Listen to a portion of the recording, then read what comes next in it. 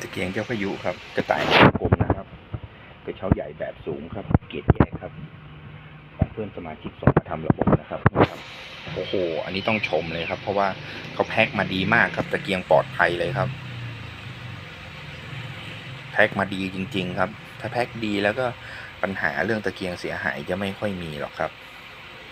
นี่นะครับเดี๋ยวก็จะรื้อล้างระบบครับคืบหน้าอย่างไรจะแจ้งให้ทราบนะครับขอบคุณครับที่ติดตามคลิปจนจบสวัสดีครับ